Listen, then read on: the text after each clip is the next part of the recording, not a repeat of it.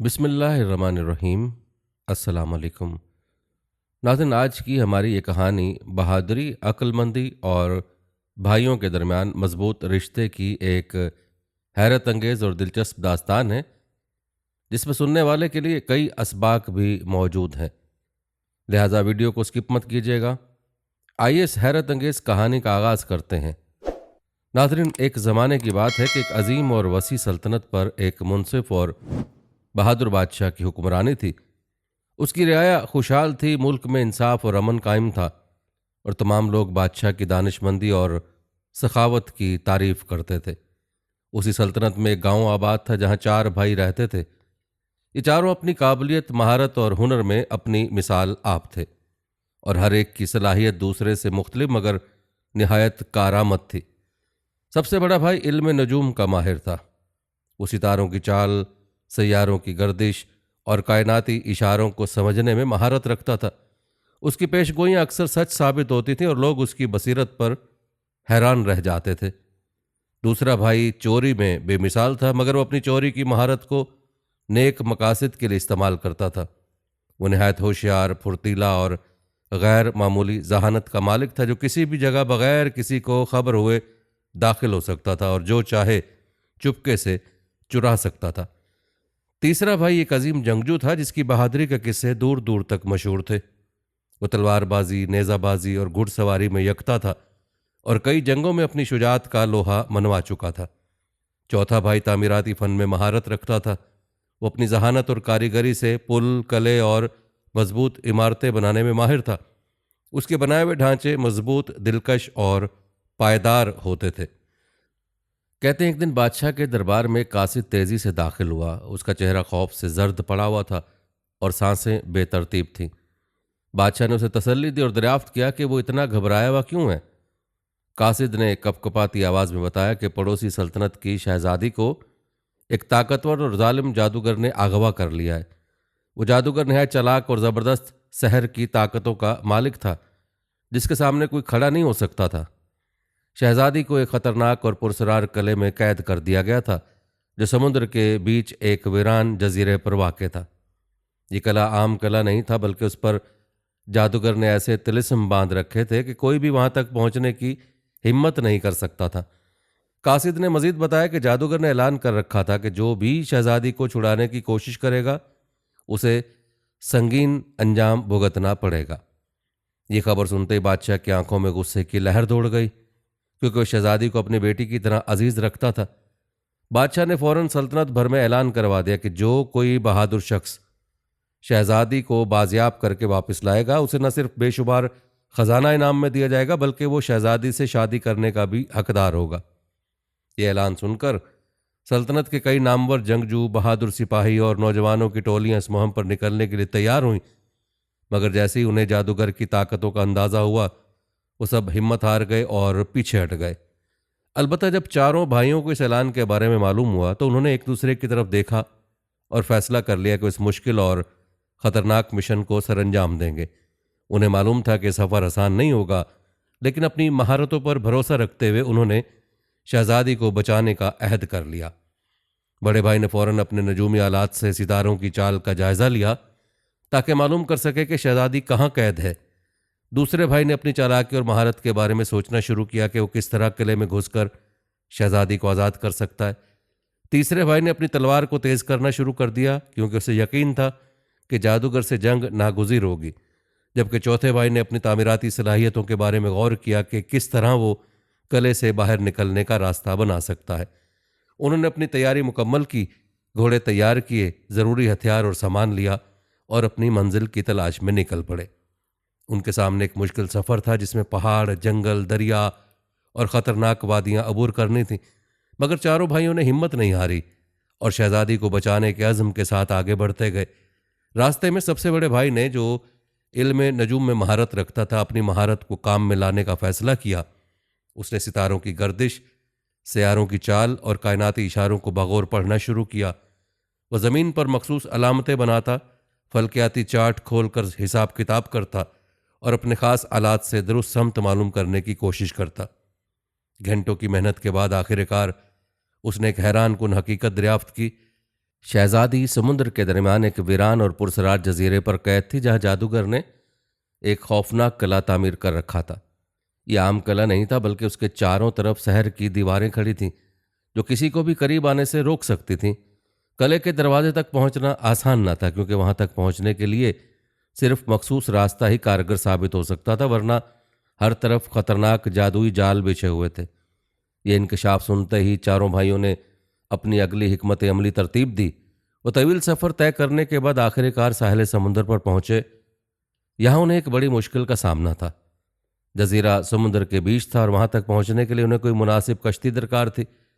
खुशकिस्मती से उन्हें एक माहीगीर मिला, जिसके पास एक मजबूत कश्ती थी।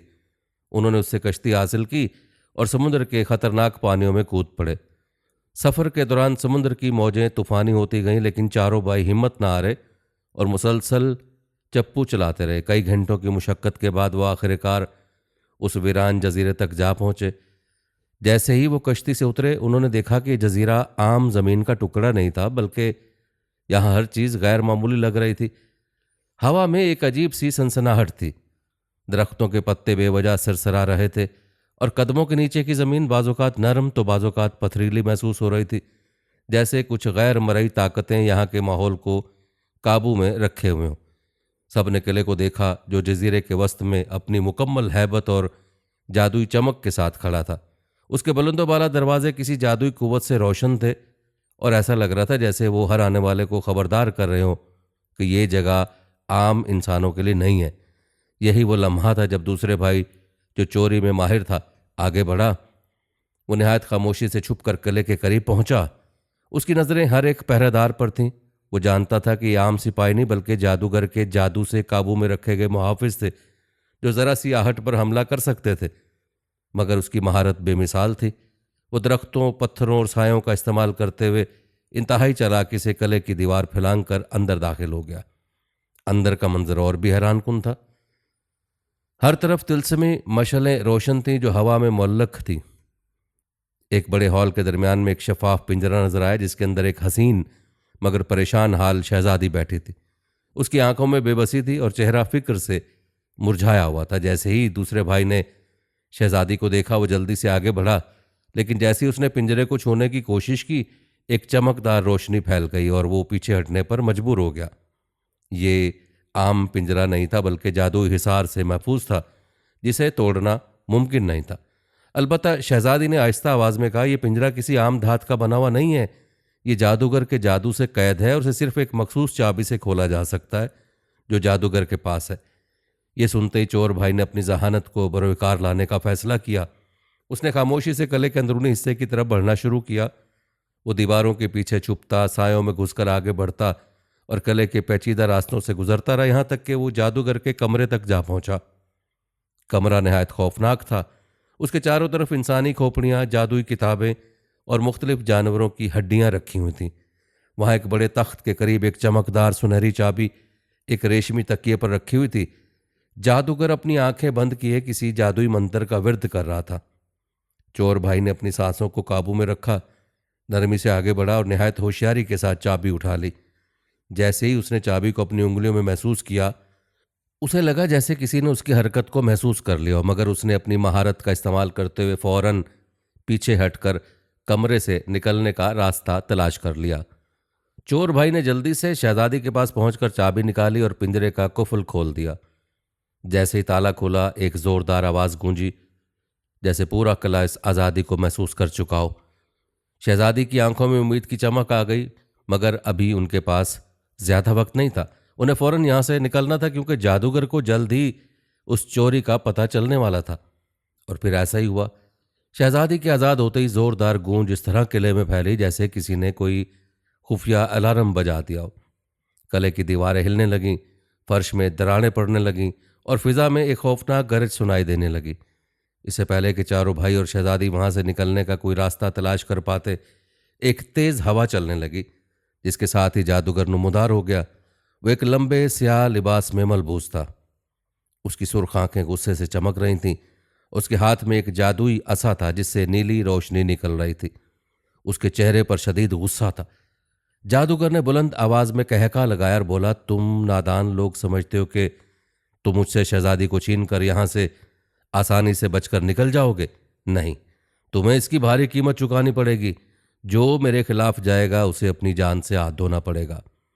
ये सुनती चारों भाई अलर्ट हो गए और तीसरा भाई जो एक अजीम जंगजू था फौरन आगे बढ़ा। वो जानता था कि जादूगर को शिकस्त देना आसान नहीं होगा, लेकिन वो किसी भी सूरत में पीछे हटने के लिए तैयार नहीं था। जादूगर ने अपने जादुई असा को हवा में घुमाया और अचानक फजा में एक तेज रोशनी फैली। लम्हों में जमीन फटने लगी और उसमें से देवहैकल और खौफनाक मखलूकात बाहर निकलने लगी। उन मखलूकात की आंखें खून की तरह सुर्ख थीं, उनके दांत तेज धार खंजरों जैसे थे और उनके हाथों में बड़े बड़े नेज़े और तलवारें थीं।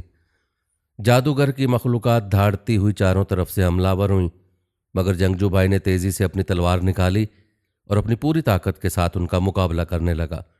वो एक निहायत माहिर शमशीर जन था, जिसने अपनी तलवारबाजी की महारत से एक के बाद एक दुश्मन को गिरा दिया। वो बाईं तरफ झुककर एक मखलूक के वार से बचा, फिर घूमकर दूसरे पर वार किया और अगले ही लम्हे तीसरी मखलूक पर हमला करके उसे जमीन पर गिरा दिया। जादूगर मुसलसल अपने जादुई मंत्र पढ़ रहा था और उसके असा से नीली और सुर्ख चमकदार रोशनी निकल रही थी, जो कभी जमीन को तोड़ रही थी और कभी आग के गोले बरसा रही थी। जंगजू भाई ने एक जोरदार छलांग लगाई और जादूगर पर हमला करने की कोशिश की, मगर जादूगर ने फौरन अपने असा से एक रोशनी की लकीर निकाली जो जंगजू भाई को पीछे धकेलने के लिए काफ़ी थी। वो पीछे जा गिरा, लेकिन फौरन दोबारा उठा और दोबारा वार करने के लिए तैयार हो गया। जादूगर ने गुस्से में आकर एक ज़बरदस्त हमला किया और उसके असर से निकलने वाली रोशनी ने ज़मीन को चीर दिया और बड़े बड़े पत्थर हवा में मुअल्लक होकर जंगजू भाई की तरफ बढ़ने लगे, जैसे वो खुद ही उस पर हमला कर रहे हो। मगर जंगजू भाई ने अपनी फुर्ती और बहादुरी से उन सब से बचाव किया। वो एक तरफ छलांग लगाकर पत्थरों से बचा, फिर तेजी से जादूगर के करीब पहुंचा, उस पर एक जोरदार वार किया। जादूगर ने अपने जादुई हिसार को तलवार के वार से बचाने की कोशिश की, मगर जंगजू भाई की महारत इतनी बेमिसाल थी कि वो जादूगर के बचाव को तोड़कर उसके करीब पहुंच गया। एक ही लम्हे में उसने पूरी कुव्वत से अपनी तलवार को जादूगर के सीने में उतार दिया। जादूगर ने एक चीख मारी, उसके हाथ से असा गिर गया और उसका चेहरा खौफ और हैरत में बदल गया। जैसे ही जादूगर जमीन पर गिरा, उसके जादू का असर खत्म होने लगा। उसके बनाए हुए देवहैकल महाफिज भी जमीन पर गिरकर राख में बदल गए। कले की दीवारें जो जादू से मजबूत थीं कमजोर होने लगीं और पूरी इमारत लरजने लगी, जैसे किसी भी लम्हे मुनहदम हो जाएगी। चारों भाई और शहजादी ने एक दूसरे की तरफ देखा और समझ गए कि अब यहां से फौरन निकलने का वक्त आ चुका है। जादूगर की शिकस्त के बाद अब यह मसला सामने आ चुका था कि कला तेजी से मुनहदम हो रहा था। उसकी दीवारें गिर रही थी और जमीन में दरारें पड़ती जा रही थी। फिजा में गर्दो गुबार और जादुई चमक बाकी थी, जो कमजोर होते होते खत्म हो रही थी। लेकिन उससे भी बड़ा चैलेंज ये था कि वो सब अभी तक एक वीरान जजीरे पर थे, जिसके चारों तरफ बेकरार समुंदर था। ना कोई कश्ती थी, ना कोई और जरिया जो उन्हें साहिल तक ले जा सके। चारों भाइयों ने एक दूसरे की तरफ देखा। वो सब समझ चुके थे कि यहां से निकलना किसी मौजज़े से कम नहीं होगा। पानी की तेज लहरें जजीरे के किनारे से टकरा रही थी और कोई भी तैराकी करके उतनी दूर नहीं जा सकता था। ये वो लम्हा था जब चौथे भाई ने, जो एक माहिर मामार था, अपनी जहानत और हुनर का इस्तेमाल करने का फैसला किया। चौथे भाई ने फौरी तौर पर इर्द गिर्द के माहौल का जायजा लिया। वो जानता था कि वक्त बहुत कम है और कला किसी भी लम्हे मुकम्मल तौर पर तबाह हो सकता है। उसने तेजी से जजीरे पर मौजूद मजबूत दरख्तों और पत्थरों को देखना शुरू किया और एक ज़बरदस्त मंसूबा जहन में बना लिया। हमें एक पुल बनाना होगा, उसने पुरजोश अंदाज में कहा। बाकी भाई और शहजादी ने हैरानी से उसकी तरफ देखा। इतने कम वक्त में यह कैसे मुमकिन होगा? शहजादी ने बेयकीनी से पूछा।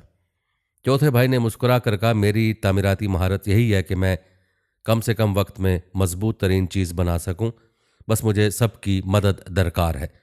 यह सुनकर बाकी भाइयों ने उसकी हिदायत पर अमल करना शुरू कर दिया। दूसरे भाई जो चोर था, अपनी तेज़ रफ्तारी का इस्तेमाल करते हुए जजीरे पर मौजूद मजबूत तरीन लकड़ियाँ और रस्सियाँ इकट्ठी करने लगा। बड़ा भाई जो इल्म नजूम में माहिर था, उनकी मदद की कि सही जावी और रास्ते क्या होने चाहिए ताकि पुल मजबूत और सीधा बने।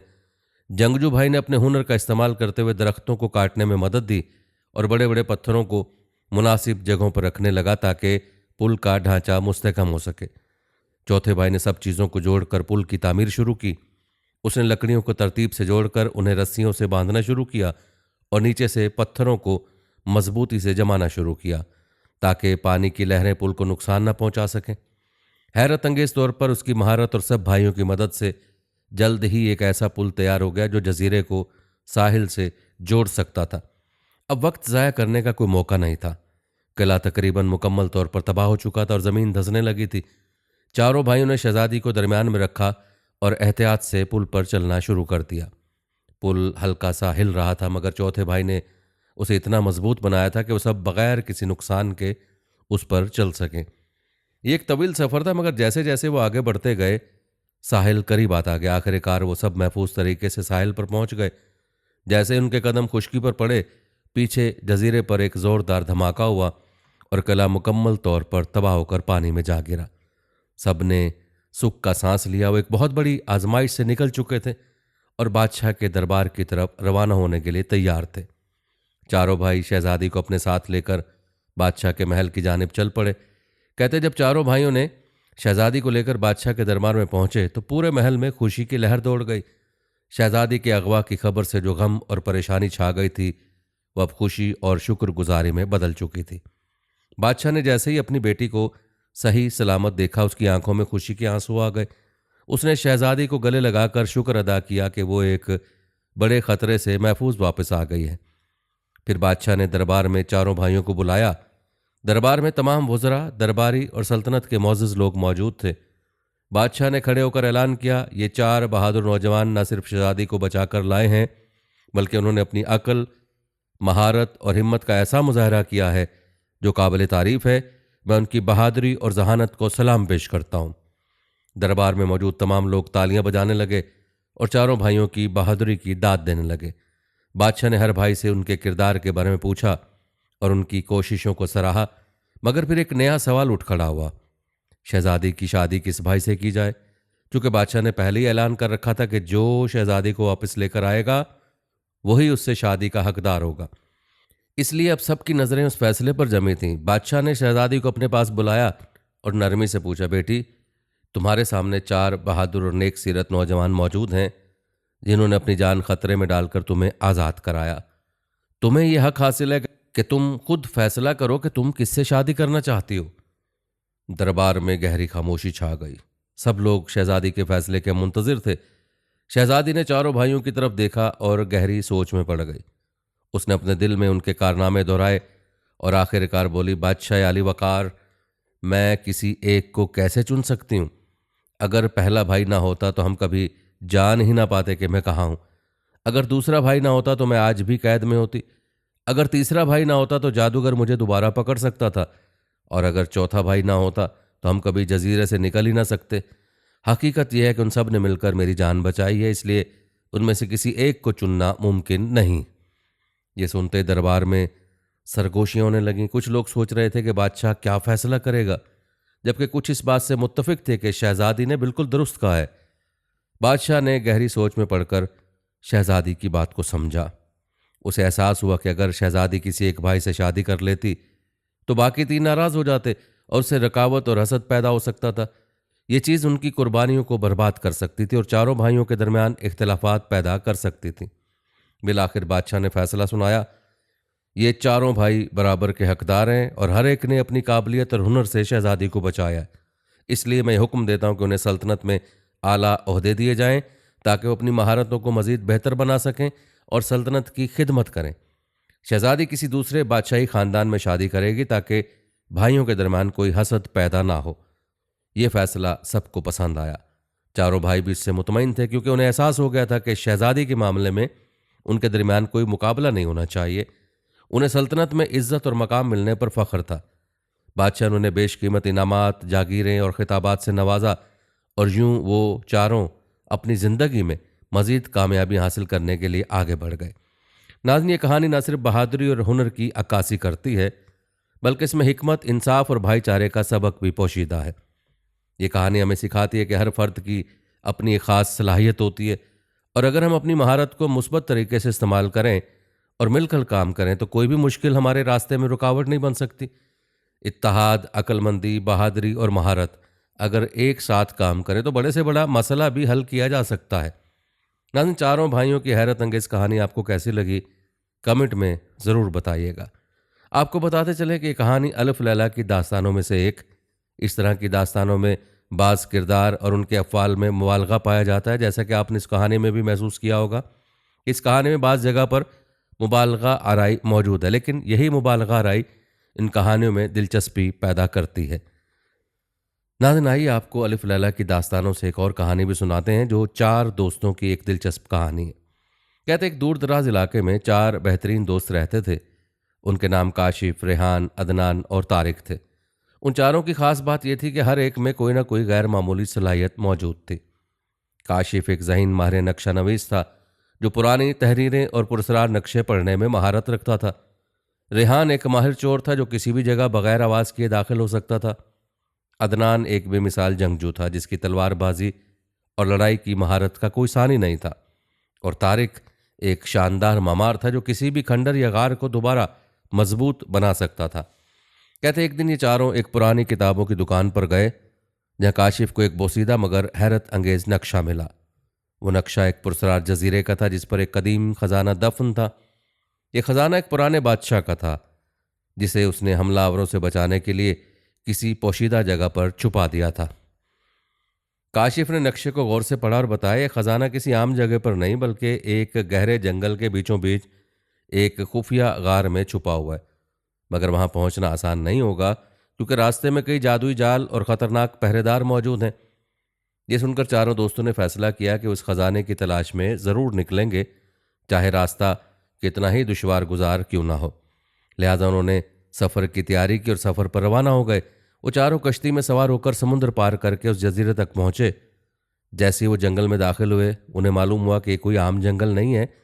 दरख्तों की शाखें खुद ब खुद हरकत कर रही थीं और ज़मीन बार बार लरज रही थी। काशिफ ने नक्शे को बगौर मुताला किया और बोला, हमें एहतियात से आगे बढ़ना होगा, क्योंकि ये जंगल जादुई है और हमें धोखा देने की कोशिश करेगा। अचानक वो एक बड़े गहरे गड्ढे के सामने आ गए, जो इतना वसी था कि उसके पार जाना नामुमकिन लगता था। यहाँ तारिक की महारत काम आई। उसने दरख्तों की लकड़ियाँ इस्तेमाल करते हुए एक मजबूत पुल बनाया, जिसके ज़रिए वो सब पार हो गए।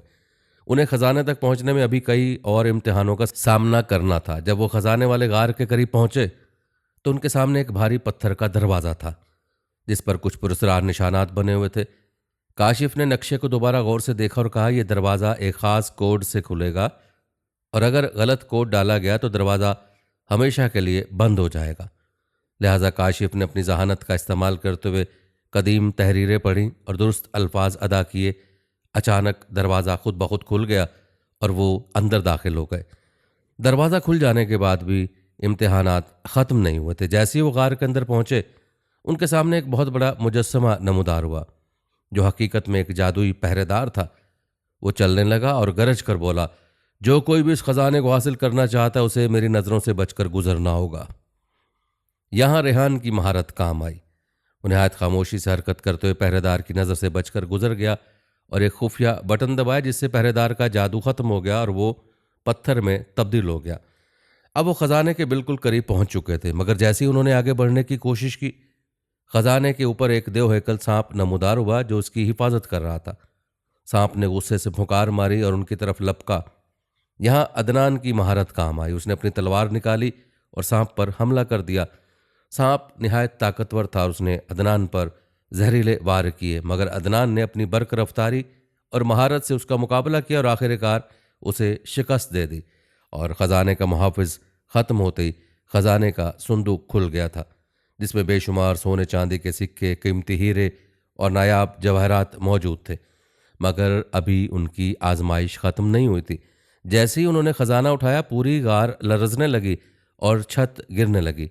अब उन्हें फौरी तौर पर वहाँ से निकलना था। यहाँ तारिक ने अपनी जहानत का इस्तेमाल करते हुए गार की दीवारों को सहारा देने के लिए कुछ लकड़ियाँ और पत्थर जमा किए, जिससे उन्हें थोड़ा वक्त मिल गया। वो सब तेज़ी से बाहर निकले और जैसे ही वो गार से बाहर आए, वो गार मुकम्मल तौर पर तबाह हो गया। यूं वो चारों दोस्त कामयाबी के साथ ख़जाना लेकर वापस अपनी सल्तनत पहुँचे। बादशाह ने उनकी बहादुरी और होशियारी की तारीफ़ की और उन्हें अपनी सल्तनत के सबसे अहम मुशीर बना दिया। नाज़रीन, इस कहानी में सबसे बड़ी बात यह थी कि उन चारों दोस्तों ने फैसला किया कि वो ख़जाने को बांटने की बजाय उसे सल्तनत की फलाह बहबूद के लिए इस्तेमाल करेंगे, ताकि तमाम शहरी खुशहाल ज़िंदगी गुजार सकें। वरना वो चाहते तो उस खजाने को आपस में बांट सकते थे, लेकिन उन्होंने लालच का मुजाहरा नहीं किया, बल्कि हाथ आने वाले खजाने को उन्होंने कौमी खजाने में जमा कर दिया। नाज़रीन, ये चारों दोस्त अपने फैसले और अपनी अक्लमंदी, बहादुरी और ईमानदारी की वजह से हमेशा के लिए तारीख में अमर हो गए। आप उन दोस्तों के इस फैसले के बारे में क्या कहना पसंद करेंगे? कमेंट में ज़रूर बताइएगा। नाज़रीन, ये थी हमारी आज की वीडियो। कमेंट सेक्शन में अपनी राय का इजहार ज़रूर करें और बताएं कि आप अगली वीडियो कौन से इस्लामिक टॉपिक पर देखना चाहते हैं। आपकी कीमती राय हमारे लिए बहुत अहमियत रखती है, और जाने से पहले वीडियो को शेयर ज़रूर कीजिएगा। हम उम्मीद करते हैं कि आपको हमारी आज की वीडियो ज़रूर पसंद आई होगी। अगर आपको हमारी आज की ये वीडियो पसंद आई तो उसको लाइक करें। आखिर में उन लोगों से एक बार फिर दरख्वास्त है कि हमारे चैनल को ज़रूर सब्सक्राइब कर लें, जिन्होंने अभी तक हमारा चैनल सब्सक्राइब नहीं किया हुआ। सब्सक्राइब के साथ लगे घंटी के बटन को भी ज़रूर क्लिक करें, ताकि आपको हमारे आने वाली मज़ीद वीडियोज़ का नोटिफिकेशन बर वक्त मिलता रहे। अल्लाह ताला आपको अपनी ज़मान में रखे। आमीन।